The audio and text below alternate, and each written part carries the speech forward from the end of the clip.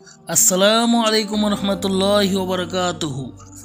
আজকে আমরা শুনব পর্যায়ক্রমে এলেম শিক্ষা ও বন্ধুর প্রতি দরদ এই সম্পর্কিত হাদিস।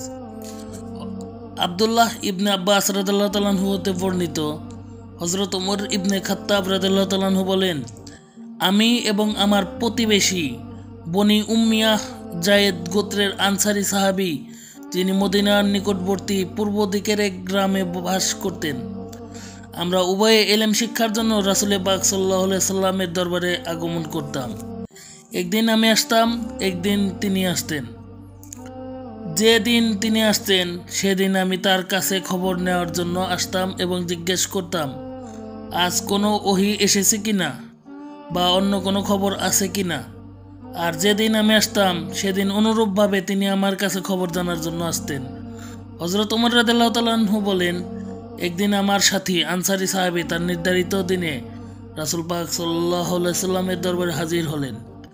সেদিন রাসূল পাক সাল্লাল্লাহু আলাইহি সাল্লাম উম্মুল মুমিনিনদের কাছ থেকে দূরে থাকার ঘটনা শুনতে পেলেন।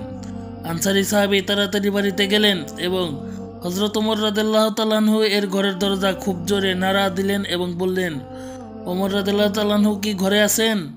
তার আগমন শুনে আমি পেরেশান হয়ে তার কাছে ছুটে আসলাম।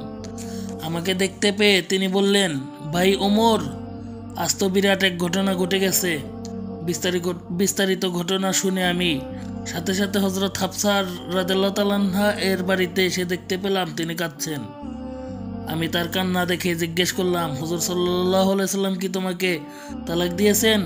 তিনি বললেন, না, আমি জানি না। অতঃপর আমি রাসূল পাক সাল্লাল্লাহু আলাইহি সাল্লামের কাছে আসলাম। আমি দাঁড়ানো অবস্থায় রাসূল পাক সাল্লাল্লাহু আলাইহি সাল্লামকে জিজ্ঞেস করলাম, হুজুর, আপনি কি আপনার বিবিদের তালাক দিয়েছেন? উত্তরে রাসূল পাক সাল্লাল্লাহু আলাইহি সাল্লাম বললেন, না, আমি তালাক দেইনি। আমি উক্ত আনসারীর খবরে আশ্চর্য হয়ে বললাম, আল্লাহু আকবার।